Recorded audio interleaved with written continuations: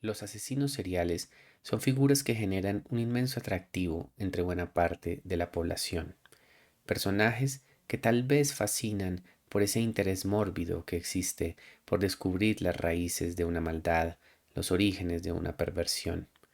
Pero ¿qué se esconde detrás de tal fascinación? ¿Cuántas historias de dolor, cuántas violencias, cuántos abusos? Mi nombre es Diego Arboleda y estas son las meditaciones literarias.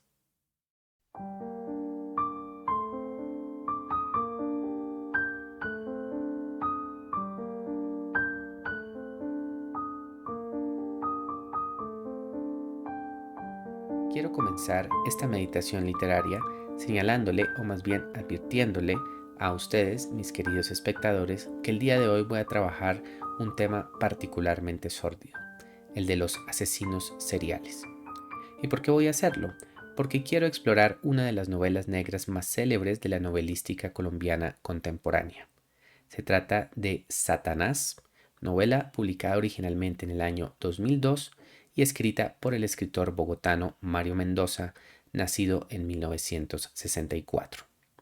Esta novela, para aquellos que no la conozcan, no es solamente una novela, es también parcialmente una crónica de eventos reales, eventos que ocurrieron el 4 de diciembre de 1986, cuando Campo Elías Delgado, un hombre nacido en Chinácota, en el departamento de Norte de Santander, aquí en mi querido país Colombia, en el año de 1934, cometió una de las peores y más horrendas masacres de la historia de mi país.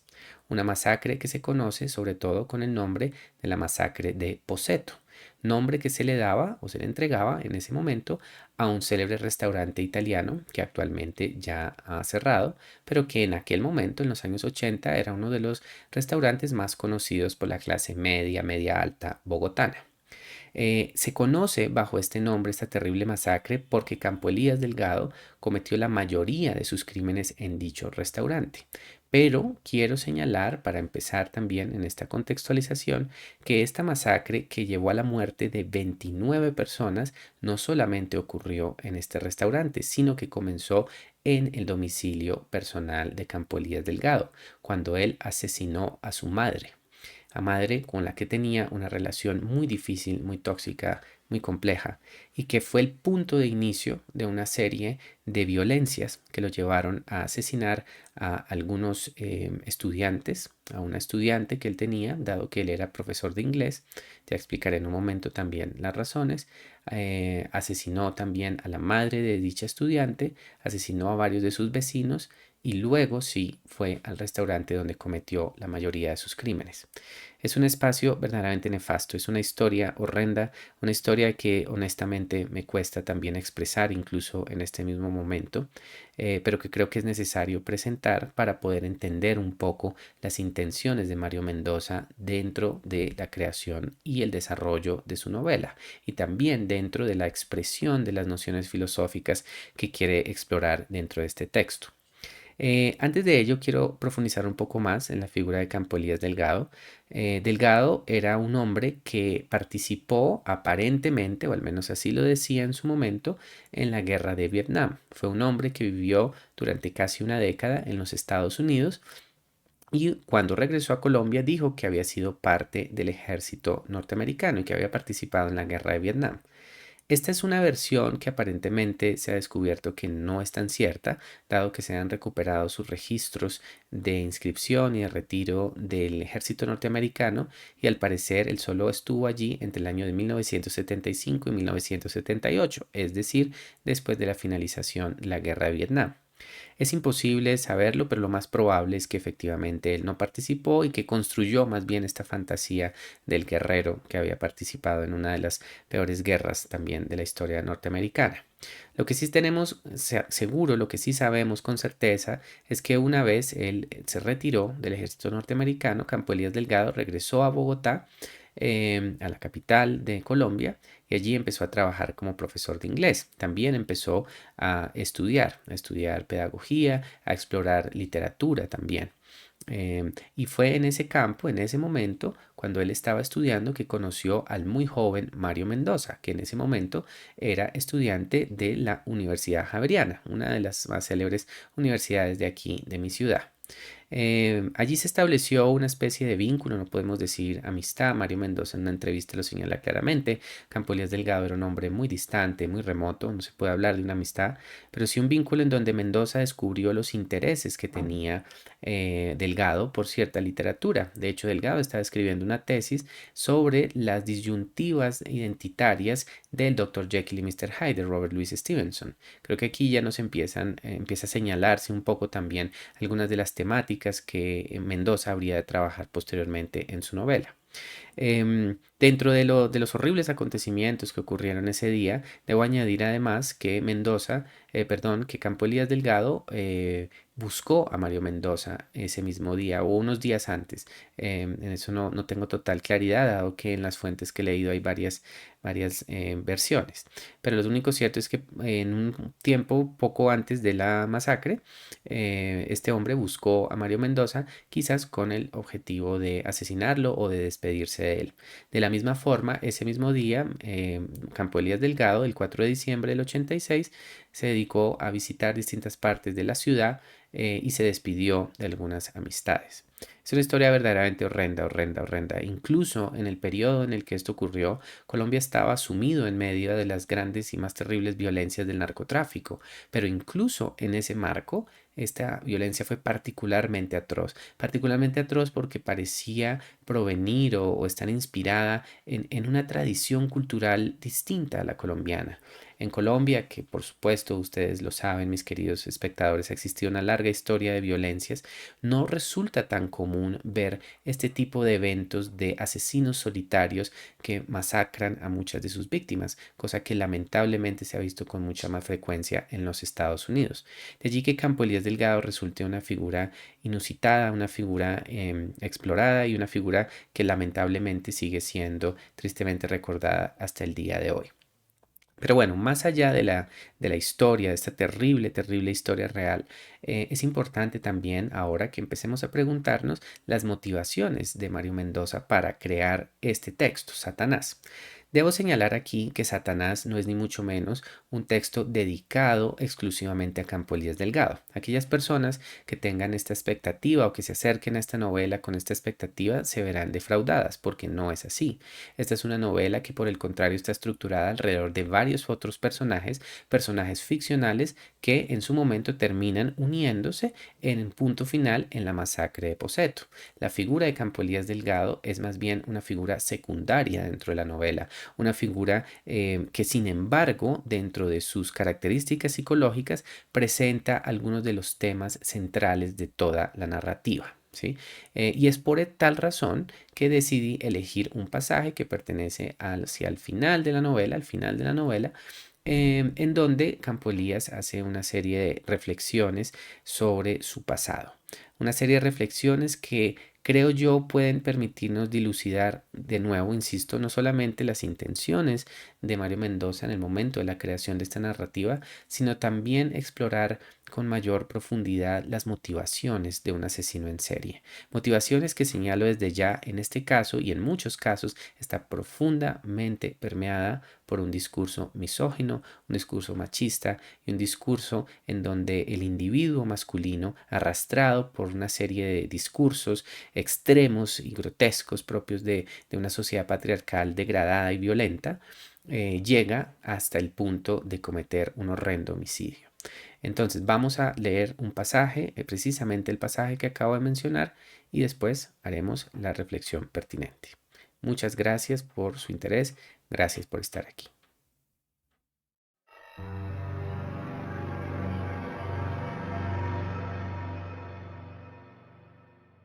Campo Elías cuenta el dinero, lo recoge todo, ordena los billetes en su cartera y mete las monedas en el bolsillo izquierdo de su saco. Se retira de la ventanilla sin decir nada y sale del banco con expresión tranquila y satisfecha. Sube a la carrera séptima y toma un autobús que en la avenida Pepe Sierra gira a la izquierda y avanza en línea recta buscando la avenida Suba. Durante su recorrido, contemplando los andenes y la expresión distante y fría de los transeúntes, Campo Elías va pensando en esas vidas que no tuvo, en esos múltiples hombres que pudo haber sido y no fue. Sin motivo alguno es asaltado por una nostalgia intempestiva. una especie de melancólica contemplación de aquellos individuos que le hubiera gustado ser. Por ejemplo, el padre afectuoso y comprensivo que lleva a sus hijos al colegio, que juega con ellos, que les lee cuentos infantiles con el fuego de la chimenea encendida. Un padre que luego, al entrar sus hijos en la adolescencia, se vuelve amigo y cómplice, que no juzga, que entiende el derecho a la irreverencia y la subversión, y que más tarde, en la plenitud de su vejez, termina convertido en un abuelo juguetón y simpático que despliega a su alrededor toda una potencia de vitalismo y de lúdica sabiduría. O el amante impetuoso que satisface sexualmente a todas las mujeres que lo buscan. El hombre diestro y experto que con solo una mirada sabe interpretar los deseos de una mujer y que, en consecuencia, vive rodeado de ellas. Jovencitas que lo solicitan para aprender y perfeccionar un arte que desconocen pero que llevan en las entrañas. Señoras ansiosas e imaginativas en busca de una intensa noche de gozo y concupiscencia. Señoritas comprometidas con tímidos y mojigatos que escasamente las tocan y que las obligan a salir a la calle con el secreto anhelo de encontrar un amante ardoroso que las haga recordar sus zonas de lujuria y de voluptuosidad. Cabareteras, stripticeras y prostitutas de profesión que han hecho de la carne un arte y una vocación. Viudas circunspectas y remilgadas que sin embargo a la primera oportunidad se levantan la falda y se abren de piernas con una sonrisa entre los labios. Secretarias, abogadas, dentistas, panaderas, empleadas del servicio doméstico, vendedoras a domicilio, amas de casa, tenderas, en fin, todas aquellas que no tienen ningún reparo en entregarse a un hombre a cambio de unos fugaces instantes de placer. O el escritor comprometido con su oficio a fondo, el artista sensible e inteligente que invierte sus días y sus noches en el perfeccionamiento de una página, de un personaje, de un trozo de una historia inconclusa. El hombre de letras obsesionado con el poder del lenguaje. El intelectual que le entrega a su país y al mundo una obra literaria a cambio de nada. El hombre cuyo talento con las palabras es tal que lo conduce a llevar una vida entregada y dedicada por completo a la construcción de una poética propia, una vida regida por una creatividad rigurosa y disciplinada. Campo Elías sopesa las posibilidades y concluye que, por encima de todo, le hubiera gustado ser este tercer hombre, el de los libros y las bibliotecas, por la sencilla razón de que este hombre es todos los hombres, el que muta en cada personaje, el andrógino, el travesti, el camaleón que cambia el color de su piel según el lugar y las circunstancias, el mago que aparece en un argumento y desaparece en otro, el ilusionista que cambia de rostro y de identidad según la trama y la ocasión, el gran brujo que fluye de máscara en máscara en la medida en que avanzan las páginas y los capítulos de sus narraciones literarias. Pero no pudo ser un escritor, no era ese su destino. Le tocó ser este, el soldado, el hombre de armas, y pronto entrará el campo de batalla y tendrá que demostrar su coraje y su intrepidez.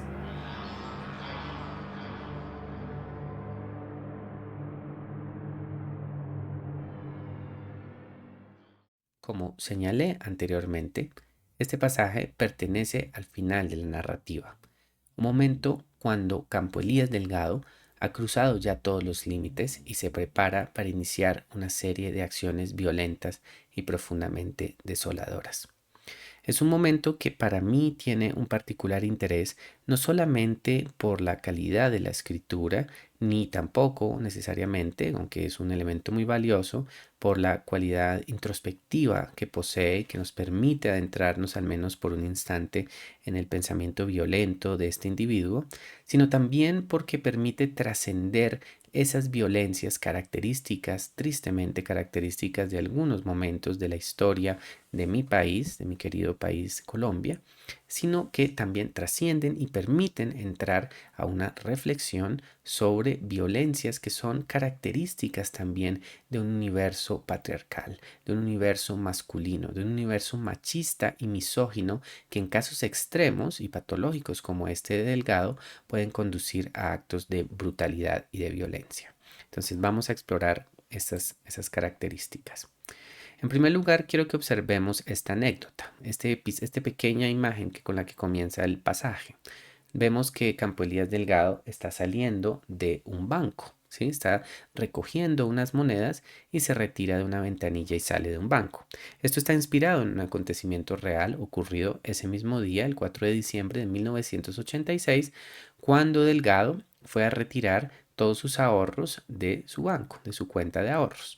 Em, en ese momento, y aquí esta es una anécdota que me encuentro reveladora, Delgado armó un problema, armó una discusión con los miembros, los integrantes del banco, con los empleados de este banco, porque no se le estaba entregando el cambio justo. Un cambio que no se le podía entregar absolutamente justo, dado que la denominación, el exacto número de dinero que tenía Delgado en su cuenta, terminaba con unas cifras y unas monedas o una cantidad que ya no podía ser entregado, dado que ciertas monedas ya estaban fuera de circulación. Recuerdo en particular, no recuerdo exactamente la cantidad, pero recuerdo que los dos últimos números eran 93. No se le podían entregar esos 93 pesos, dado que los 3 pesos ya estaban fuera de circulación en el año de 1986.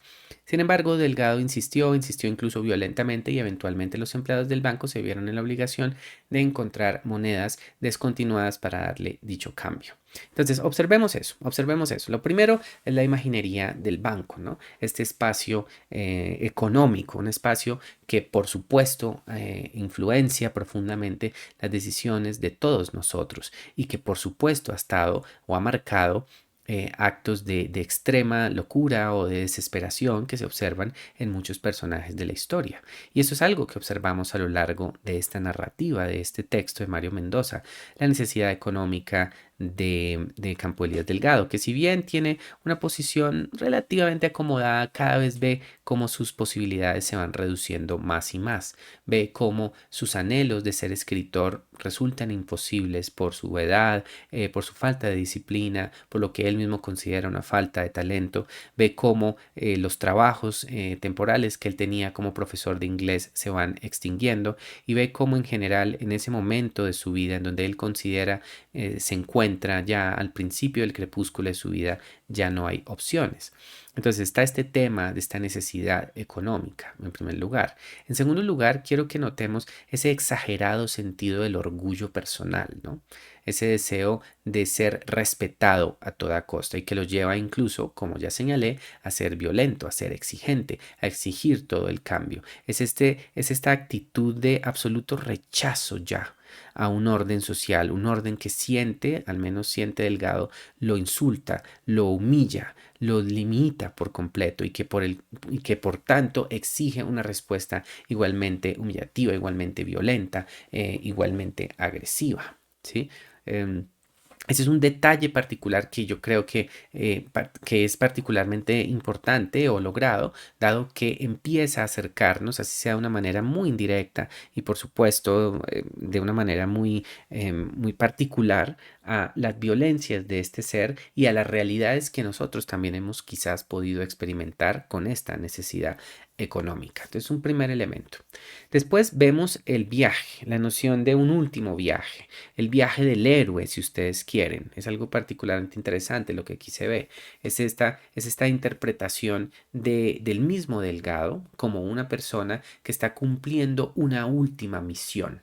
Esa misión para la que ha sido llamado. Una misión que por supuesto nosotros como lectores, lectoras, somos conscientes que está marcado por una patología absoluta, por una violencia extrema, pero que para él tiene una característica de revelación, de expiación de esa propia humillación que ha sufrido históricamente. Entonces por eso es de allí que yo mencione también esta noción del héroe, ¿no? Que aquí por supuesto se convierte en una visión grotesca, ¿no? Es más bien el antihéroe, el monstruo, que sin embargo siente dentro de su fuero interno que está cumpliendo un gran acto, ¿sí? Entonces otra vez vemos ese acto de engrandecimiento, envilecimiento, ¿no? Que tiene este individuo en este momento de crisis extrema, ¿sí?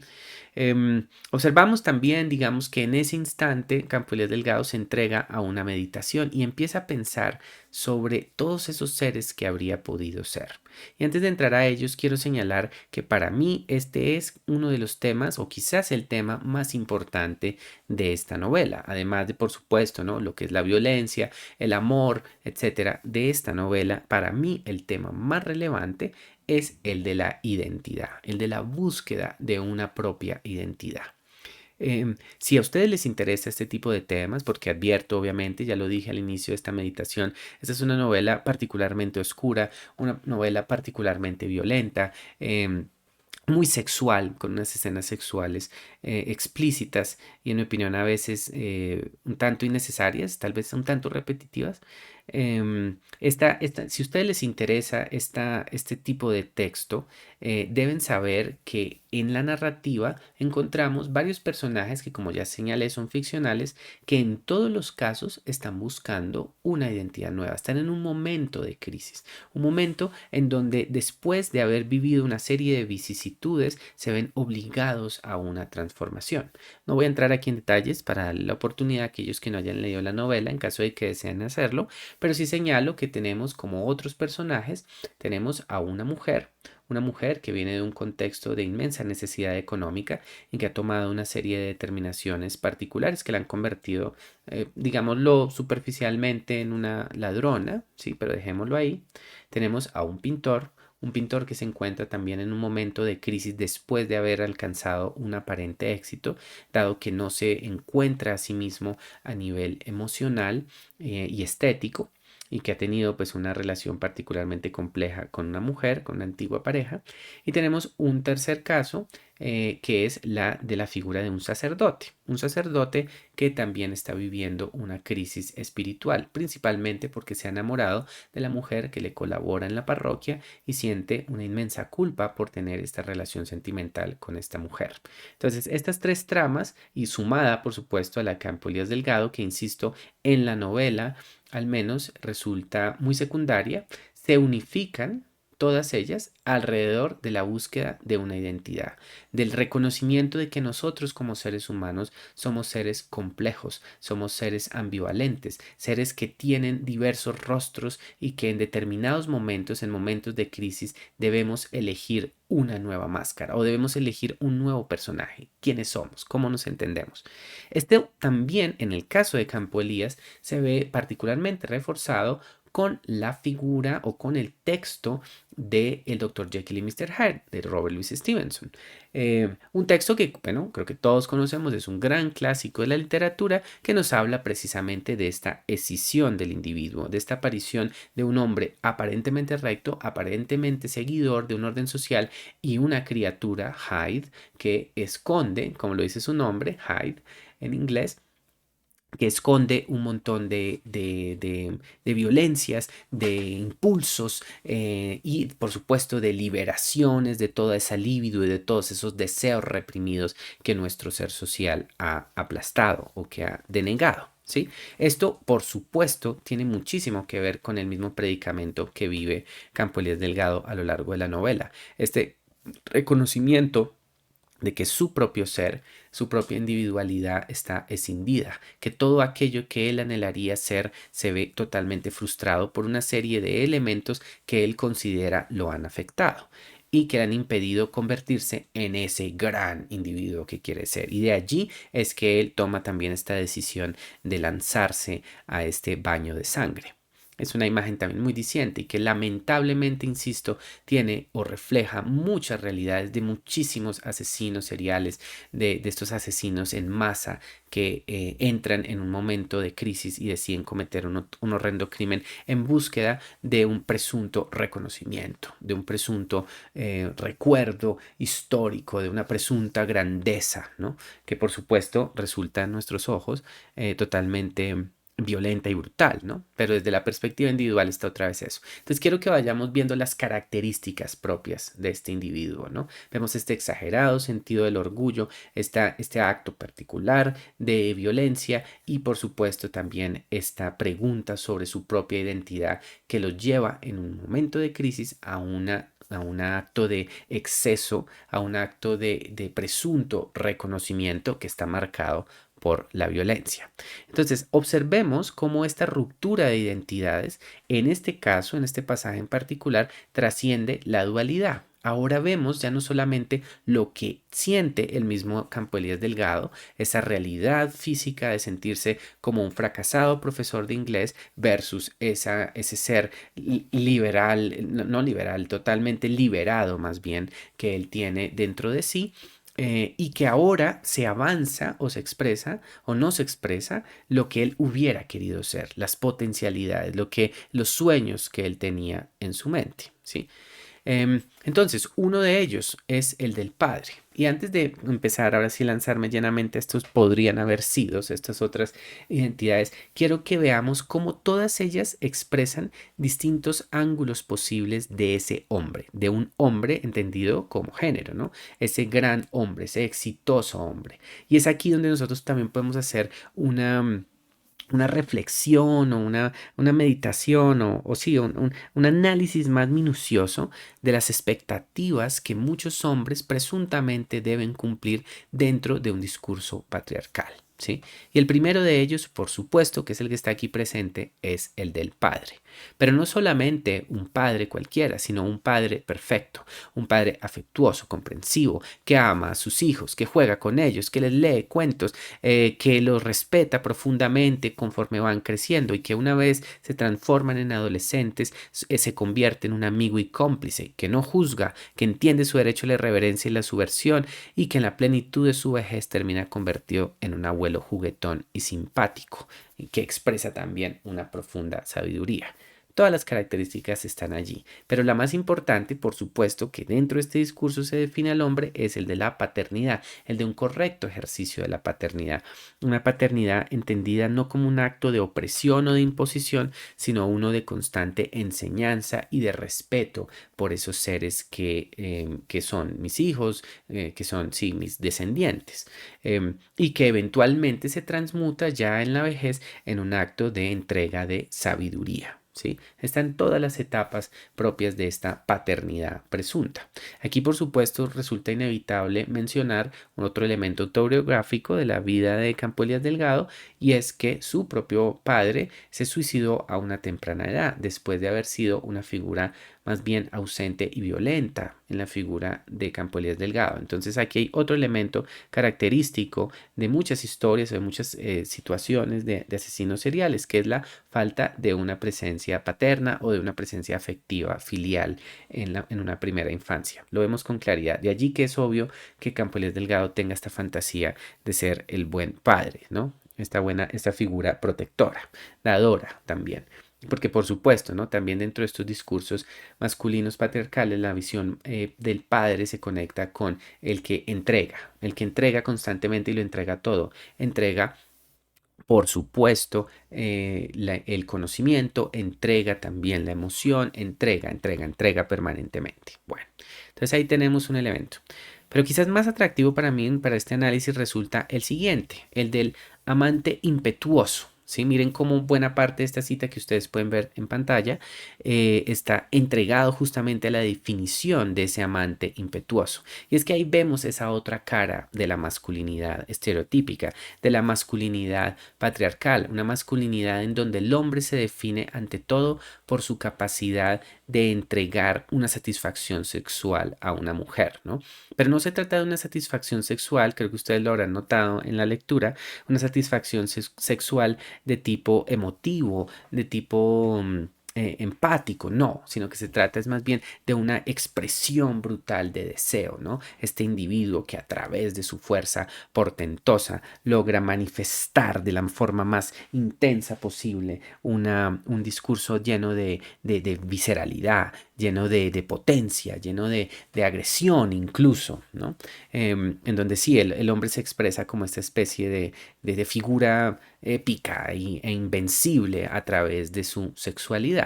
Entonces observemos alguna de la imaginería. Este hombre experto y diestro, que sabe reconocer los deseos de la mujer, que vive rodeado de ellas, y se nos enumera un sinnúmero de posibles mujeres, ¿no? De potenciales amantes, jovencitas, señoras ansiosas e imaginativas, señoras que están comprometidas y que necesitan ese deseo, cabareteras, stripticeras, prostitutas de profesión que han hecho de la carta un arte y una vocación, viudas circunspectas y remilgadas que también desean lanzarse. Y bueno, y eso se expande a todo un mundo, ¿sí? Todo un mundo. Y miren qué visión tan simplificada tiene claramente aquí Campo Elías Delgado de la misma femineidad, ¿no?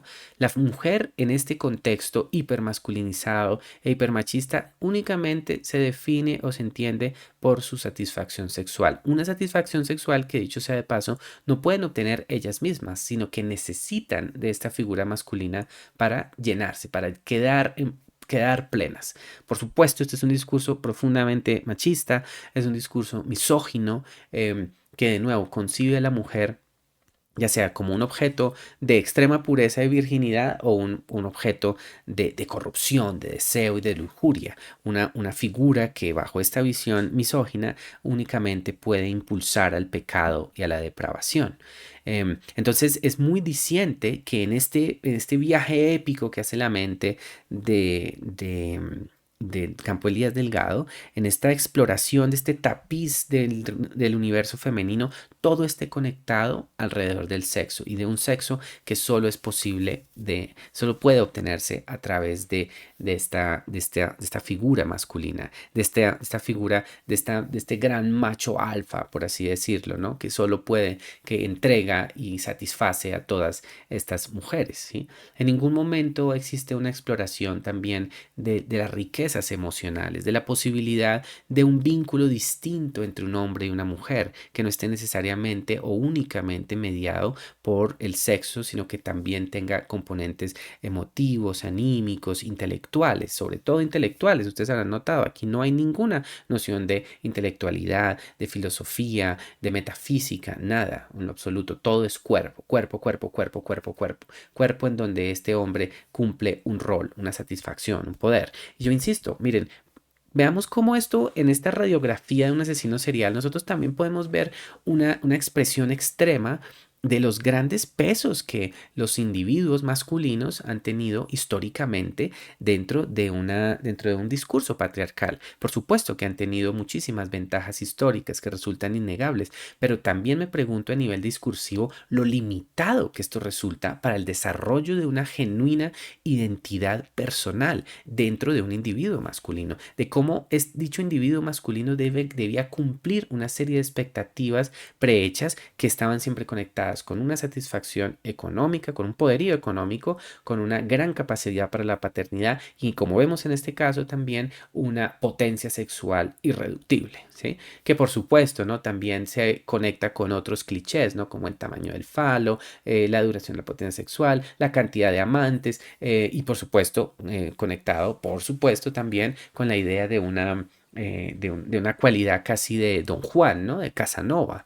Es incluso celebrado dentro del discurso machista, patriarcal, esta promiscuidad sexual, este exceso sexual, ¿no? En donde no existe ningún respeto ni ningún reconocimiento de las necesidades o del respeto individual que se merece cada mujer. Por el contrario, todo es satisfacción plena, entrega a todas estas mujeres imaginadas. Entonces, miren esto también, cómo genera una cuestión de inaccesibilidad casi absoluta para prácticamente todos los individuos masculinos. Ningún ser masculino podrá estar a la altura de dicho discurso imaginado. Ninguno. Incluso si lograse estarlo, lo hace pagando un precio muy alto, que es la destrucción también de su propia búsqueda emocional, anímica, intelectual, filosófica, metafísica, la destrucción absoluta, ¿sí? Y sobre todo un empobrecimiento trágico que le impide concebir a la mujer como un ser ecuánime, como un ser igual, como una persona que puede entregar también una sabiduría, una filosofía, un aprendizaje. No, siempre se la verá a la mujer como ese ser misterioso, maligno, potencialmente pecaminoso que solo nos conduce a la destrucción. Miren qué empobrecedor resulta. Y en esto debo decir que sí, una de mis cosas favoritas o de las partes que me parecieron más atractivas de esta novela fue justamente la exploración que hace Mario Mendoza de las limitaciones y de las violencias inherentes a un discurso hipermasculinizado, misógino y patriarcal. Un discurso que solo conduce al empobrecimiento emocional de los mismos hombres. ¿Sí? Y que en el caso de Campo Elías Delgado genera también un mito o una altura tan alta y tan inaccesible que el mismo Campo Elías Delgado jamás podrá cumplir porque su personalidad no encaja con la de este ser imaginado, mitológico, que es perfecto en todos los sentidos. Entonces ahí tenemos otro marco. Pero hay un tercero que también es particularmente interesante y es el del artista. ¿Sí? ¿Cómo se visualiza Campo Elías Delgado? Se visualiza también como un artista, ¿sí? Como un potencial escritor, un creador. Se nos dice que invierte sus días y sus noches en el perfeccionamiento de una página. El hombre de letras obsesionado con el poder del lenguaje, el intelectual que le entrega a su país una obra literaria, el hombre cuyo talento con las palabras es tal que lo conduce a llevar una vida entregada y dedicada por completo a la construcción de una poética propia. Muy interesante también, porque primero vemos que la noción del arte dentro del pensamiento de Campoles Delgado, se sigue conectando con lo masculino, ¿sí? Y me resulta inevitable, por supuesto, pensar la cantidad de veces o los distintos momentos o periodos históricos en donde justamente la masculinidad se conectó directamente con la creatividad artística. La mujer, por el contrario, era vista ante todo como un objeto de inspiración, como una musa, pero no como una creadora propia. ¿Sí? Y me parece interesante que aquí se retome. Es aún dentro de lo que parece ser un espacio ya apartado de este orden de género, ¿no? De estas violencias o imposiciones tradicionales de género, vemos que persiste un discurso hipermasculino, ¿no? Un discurso machista que concibe el arte como la salida o la expresión última, máxima y pura del individuo masculino. ¿Sí? Entonces me parece diciente que sea como el último peldaño que construya Campo Elías Delgado. Y me parece que también es una reflexión poderosa que hace Mario Mendoza sobre la responsabilidad o el impacto que ha tenido el mismo arte a nivel histórico en la perpetuación o incluso en la celebración estética de discursos masculinos, de discursos machistas, de discursos violentos. ¿Sí? Es un tema interesante. Entonces, ahí hay un ángulo. Y bueno, también analicémoslo desde la perspectiva del mismo Campo Elías, ¿no? Este individuo que se siente insignificante, que se siente olvidado, que quiere encontrar una posición en el mundo y quiere expresarla es a través del arte. ¿Sí? A través de este acto creativo que ya en este momento tardío reconoce como un imposible. ¿Sí? Entonces observemos también cuáles son estos alicientes potenciales que entrega el arte. ¿Sí? Uno, es la construcción de un mundo alterno, un mundo en donde los personajes, los seres, aparentemente al menos, siguen mis reglas, siguen mi orden, siguen ese mundo soñado, imaginado que yo he construido. Detalle importante. También vemos una figura o una persona que se obsesiona con ese poder del lenguaje. El lenguaje entendido ya no solamente como un elemento de comunicación, sino también como una imposición de un poder, ¿no? Una demostración de fuerza.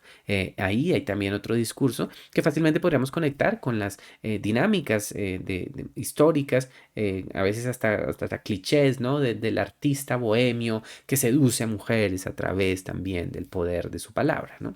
Hay otro elemento ahí. Hay otro elemento importante y es el de la creación de una obra literaria para un país a cambio de nada, que lo lleva a la creación de una poética propia. Aquí aparece el tema de la nación, ¿no? El artista como el que le da una identidad y un sentido a su nación, a cambio de aparentemente nada. Pero yo me pregunto, ¿realmente es en realidad a cambio de nada? No, la pretensión detrás está también en el ánimo de un reconocimiento, ¿no? De un éxito profesional, de un reconocimiento público, de un posicionamiento dentro de un orden político-social. Entonces, el artista también se convierte en la especie de mensajero, en la especie de profeta que entrega una verdad a su pueblo. ¿sí? Y otra vez, de una manera indirecta, y ya no a través del sexo, sino a través del arte, el hombre se convierte en el verdadero líder de su nación, líder de su mundo. Entonces no es tan grande la separación entre el orden sexual y el orden artístico, si nos damos cuenta. Se persiguen metas similares, ¿no? Y en ambos casos, y sumado por supuesto a la del padre anterior, que por lo menos tenía un elemento más constructivo y dador y creador de, digamos, de una descendencia, así cayera todavía también dentro de estos convencionalismos del padre o de la madre entendidos, o del individuo entendido solo como padre y madre, como ser reproductor que está condenado siempre a la entrega de saberes a futuras generaciones. Aunque esté eso, digamos, lo que sí vemos es que en los tres discursos hay la idea de un liderazgo, de un control que puede ser benévolo, puede ser sexual, puede ser aquí artístico, pero que siempre apunta hacia el hombre como el dador de una verdad total, ¿sí? Y que además, concluyendo, observemos, tiene un elemento de creatividad rigurosa y disciplinada. Otro elemento que también persigue permanentemente Campoles Delgado es el de una disciplina que él como militar persigue constantemente, pero que nunca cree poder encontrar, que considera que nunca está a la altura de esa fuerza, de ese poder, ¿sí? Entonces ahí vemos ese orden claro de los discursos. Em, y pues digamos, me resulta inevitable también que aquí pensemos un poco cómo esto nos presenta otras dinámicas características de muchos de estos asesinos seriales, que es este ánimo de reconocimiento, este anhelo de poderío, de empoderamiento sexual y por supuesto también este ánimo de creación, a veces incluso estética, de un arte a través de la violencia. ¿Sí? Una imagen particularmente dolorosa para nosotros, el descubrir que incluso en los momentos de mayor violencia, de mayor brutalidad, existe este espíritu a veces diabólicamente estético, ¿no? La satisfacción de un deseo estético a través del sufrimiento a otros seres humanos. Una imagen horrenda, tenaz, muy violenta para mí, pero innegable. Y bueno, y entonces, ¿qué hace Campo Elías Delgado? Concluyendo esta pequeña meditación, o al menos el Campo Elías Delgado de Mario Mendoza, por supuesto, esta es una reinterpretación que hace el autor a partir de sus propias vivencias, de lo que conoció a este individuo, que concluye que él hubiera querido ser ese hombre. Ese hombre, ¿por qué? Porque ese hombre es el que muta, es el andrógino, el travesti, el camaleón, el que se convierte en muchos seres. Entonces, aquí el artista o el escritor se convierte no solamente en la persona que, como ya señalaba, lidera o construye nación, construye una identidad, sino que también tiene dentro de sí la capacidad de mutar, transformarse, convertirse en cualquier individuo, en cualquier ser, ocupar todos los roles. Imagínense este acto de empoderamiento y por supuesto también de potencial arrogancia, ¿no? El de la consideración del artista como el ser más ilustrado, más brillante, más camaleónico de todos. En esta construcción de discursos identitarios que, como ya señalé, son centrales dentro de la narrativa de esta novela y de este pasaje, por supuesto, llegamos al límite máximo, al del artista como el camaleón permanente, el reconocimiento de que ya no tenemos que tener una identidad, ni dos, ni tres, ni cuatro, ni diez, sino todas las identidades que queramos, que nosotros podamos llegar a ese universo fantástico e imaginado en donde nosotros podamos convertirnos en cualquier cosa, ¿sí? Ser como estos camaleones, estos magos que aparecen y desaparecen, estos ilusionistas que cambian de rostro, este gran brujo que cambia de máscara. Si ven que aquí, digamos, ya llegamos hasta un nivel casi chamánico, no sé si espiritual, pero pues por lo menos sí sobrenatural, ¿sí vemos? Es muy diciente eso, ¿no? El de llevar la fantasía del arte hasta sus máximas consecuencias. Y yo quiero que pensemos eso también dentro de un discurso de género. ¿Cuál es esa fantasía hipermasculina también de un discurso patriarcal que busca en últimas ya no solamente, digamos, como la enseñanza a otras fuerzas, sino también el control absoluto, el posicionarse, el creerse con el derecho a controlar y conocer cada legítimo discurso que exista a su alrededor, ¿sí? Y no se trata, diríamos nosotros, de un conocimiento humilde, de un conocimiento que reconoce la diferencia, de un conocimiento que reconoce la importancia de una investigación y de un posicionamiento distinto, de un aconsejamiento, digamos, ¿no? Como de yo estoy investigando sobre este tema y escucho a otras personas con experiencias distintas. No, se trata aquí más bien es de un posicionamiento en donde yo acaparo, controlo todo, me convierto, como se nos dice ahí, un ser que fluye de máscara en máscara y que aparece en un argumento y desaparece en otro. Es como este gran titiritero que tiene el don de controlar a todos los seres a su alrededor. Es la manifestación más extrema y aberrante de esta infinita arrogancia machista, ¿sí? Profundamente machista, en la que todo se conecta a través de ese gran poder del arte. Me parece muy importante esta reflexión y me parece muy importante enfatizar que nosotros, digamos, nosotros como escritores, yo como individuo masculino, también debemos reconocer las potenciales arrogancias que existen dentro del ejercicio de la creación literaria y la importancia de que nosotros como individuos masculinos, que venimos de una herencia de violencias patriarcales, de imposiciones y de órdenes, reconozcamos precisamente esos órdenes y actuemos ya no con esta arrogancia que aquí se expresa, sino con un acto de mayor humildad, de escucha, de aprendizaje, ¿sí? De reconocimiento de un otro discurso, no el de querer ser el titiritero que todo lo controle. Pero es muy diciente que aquí Campo Elías Delgado presente esto como su fantasía máxima. Él, el obsesionado por el Dr. Jekyll y Mr. Hyde, él que se siente perpetuamente escindido, él que siempre ha estado en una búsqueda de un ser, ahora fantasea con ser aquel que controle todas las identidades, que tenga poder sobre todas y cada una de ellas, ¿sí?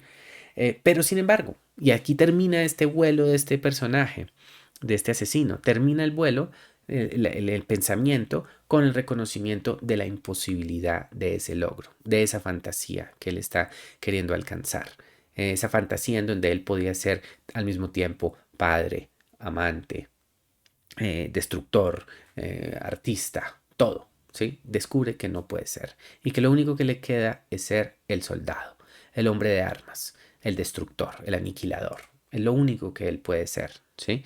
Y volvemos ahora entonces a un universo material. Pero después de todo este viaje, ese universo material que vimos primero desde lo económico, lo monetario, ahora regresa y se expresa únicamente dentro del universo del poder, del control militar, de la imposición. Es particular, porque así es como entiende Campo Elías Delgado también lo militar. No lo entiende como un ejercicio de un colectivo, por ejemplo, no, sino como la imposición de un orden violento que él va a hacer en contra de los demás, ¿sí? Y es ese el único camino posible para poder triunfar en ese horrendo campo de batallas como él interpreta la vida. Para él la vida es eso, es un campo de batalla en donde él tendrá que mostrar su coraje y su intrepidez. Me parece increíble que dentro de todas estas máscaras, todas estas manifestaciones de lo masculino, de lo machista, volvamos ahora al final del camino a la máscara del guerrero. El guerrero que cuántas veces no nos evoca entonces las de los guerreros de las épicas antiguas grecolatinas, ¿no? Estas grandes figuras que a través de su puño, a través de su espada, de su gesto violento, de su gesto armado, podían construir mundos y podían convertirse en semidioses. ¿Sí? Otra vez volvemos a eso. Entonces, qué fascinante, caleidoscópica y por supuesto profundamente trágica resulta esta exploración de caretas, de mascaradas, esta mascarada que vemos aquí, ¿sí? En donde todos los rostros, todas estas violencias y todas estas situaciones esconden el mismo deseo de control y de poder masculino. Un poder que Campo Elías Delgado, como hombre, es incapaz de alcanzar. Él no puede llegar a construir o a ser parte o a convertirse en ese personaje que él anhela ser y por lo tanto solo le queda tomar un camino que es el del guerrero, el destructor y por supuesto el aniquilador. Wow, ese es un final muy poderoso, ¿no? Debo decir que de hecho, pues con esto ya para llegar a nuestra conclusión, que estos pasajes para mí son los más poderosos de la novela. A veces lamento también, como ya he señalado, pues que la figura de Campo Elías Delgado resulta un poco más secundaria en esta novela, dado que, pues, insisto, en estos pasajes se alcanza un grado de penetración psicológica interesante y una exploración de esas dinámicas de violencia sexista que resultan particularmente poderosas y que muestran, insisto, las limitaciones brutales del discurso masculino, ¿sí? De ese discurso masculino estereotípico que solo en muchos casos puede llevar a la violencia, a la aniquilación del propio individuo que no logra estar a la altura de dichas expectativas. Y también quería decir, para cerrar, porque me parece importante hacerlo, y también para hacer un sentido y rendido homenaje o recordatorio, digamos, a estas víctimas, para que la última palabra no lo tengan los homicidas, sobre todo en este caso, donde sabemos que pues, el texto está inspirado en un caso real, es importante que recordemos también a estas víctimas y que recordemos que la mayoría de las víctimas de Campo Delgado fueron mujeres. ¿Qué nos dice esto? También el acto de esta profunda violencia misógina, esta violencia aniquiladora contra la fuerza femenina. ¿Qué nos quiere decir?